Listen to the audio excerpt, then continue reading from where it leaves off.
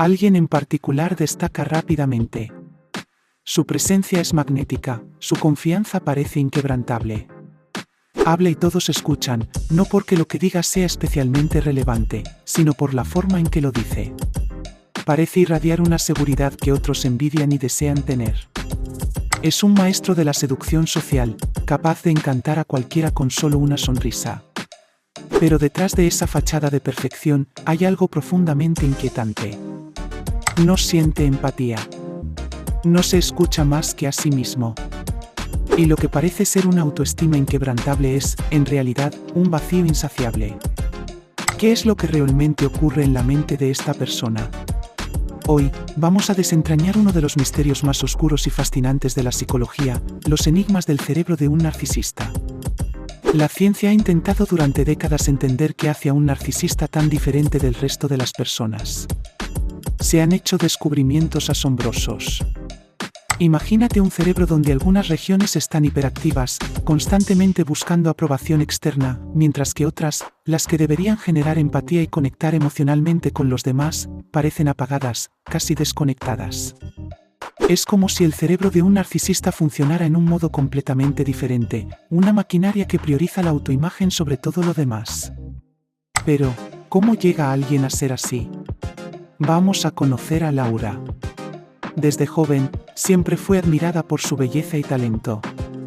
Era la estrella de su familia, la persona que todos envidiaban y admiraban. Pero esa constante alabanza creó en ella una necesidad insaciable de admiración, una necesidad que crecía día a día. En la universidad, Laura era la persona a la que todos querían impresionar, pero en su mente había un vacío. Las relaciones que construía eran superficiales, sin profundidad emocional. Las personas en su vida eran meras herramientas para reforzar su propio ego. Sin embargo, Laura no lo hacía con maldad consciente, sino que su cerebro había sido moldeado para operar de esa manera. La corteza prefrontal de Laura, responsable de la empatía y el juicio, estaba menos activa de lo normal. Su amígdala, en cambio, estaba siempre en alerta, buscando constantemente señales de amenaza a su autoestima. Cada vez que alguien no la alababa, su cerebro interpretaba esto como una amenaza personal. Pero lo que es más impactante, es que cuando Laura manipulaba a alguien para obtener lo que quería, su cerebro liberaba dopamina, la misma sustancia química que se libera cuando experimentamos placer o recompensa. Para Laura, el acto de manipular y controlar a los demás no solo era una necesidad, sino que también era una fuente de placer. Pero aquí está el enigma más grande de todos. ¿Puede un narcisista como Laura cambiar? La neurociencia sugiere que el cerebro es plástico, lo que significa que puede cambiar con el tiempo. Sin embargo, para un narcisista, el cambio es un desafío monumental. ¿Por qué? Porque cambiar significa admitir que hay algo que no está bien, y para alguien cuyo cerebro está programado para proteger su autoimagen a toda costa, esta es una tarea casi imposible. Sin embargo, hay esperanza. Con la intervención adecuada y una motivación profunda, algunas personas pueden aprender a reconectar sus cerebros, a activar esas áreas que se han quedado dormidas. Pero el camino es largo, y la pregunta que queda es, ¿querría alguien como Laura cambiar? El cerebro de un narcisista sigue siendo uno de los mayores enigmas de la psicología moderna. Nos obliga a cuestionar la naturaleza de la identidad, la empatía y el poder. ¿Cómo alguien puede ser tan carismático y, al mismo tiempo, tan destructivo? Y, más importante aún, ¿cómo debemos relacionarnos con ellos?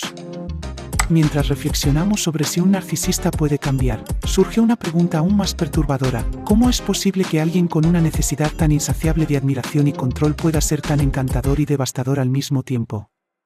¿Qué es lo que hace que el cerebro de un narcisista sea capaz de crear una imagen tan seductora, mientras destruye todo a su paso? Para entender esto, debemos adentrarnos aún más en la estructura de su mente. Vamos a descubrir cómo el cerebro de un narcisista se convierte en una trampa, no solo para los que los rodean, sino también para ellos mismos. Porque detrás de esa fachada inquebrantable, se esconde una verdad que pocos conocen: el narcisista no solo manipula a los demás, sino que también es víctima de su propia mente. Imagina vivir en una prisión construida por ti mismo, una prisión en la que constantemente necesitas demostrar que eres superior a los demás. Para un narcisista, esta es su realidad diaria. El cerebro de un narcisista funciona como una máquina perfectamente diseñada para proteger su ego, pero a un costo devastador. La búsqueda constante de validación externa no es solo un deseo, es una necesidad biológica. Es como si el cerebro estuviera programado para buscar admiración y atención de manera insaciable. Pero, ¿por qué el narcisista es tan efectivo en atraer a otros? Aquí es donde las cosas se vuelven más complejas.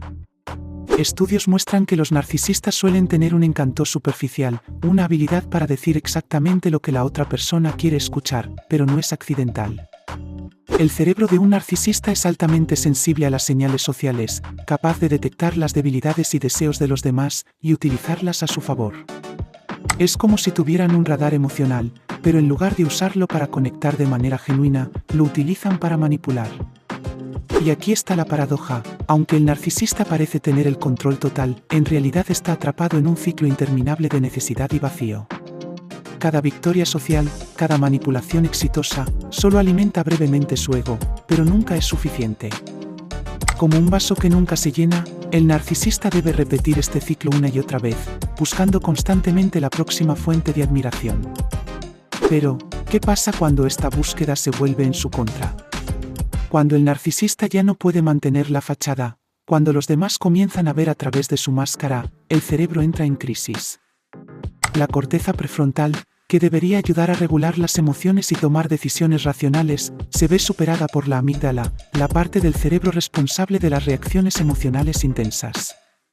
El resultado es una explosión de ira, resentimiento y desesperación. Es en este momento cuando el narcisista revela su verdadero yo, una persona atrapada en una batalla constante entre su imagen idealizada y la cruda realidad. Entonces, si el narcisista es tanto el maestro como el prisionero de su propia mente, ¿qué sucede cuando su mundo cuidadosamente construido comienza a desmoronarse? ¿Qué pasa cuando ya no puede encontrar la validación que tanto necesita? La respuesta te la dejo en el siguiente vídeo. Haz clic ahora para descubrirlo.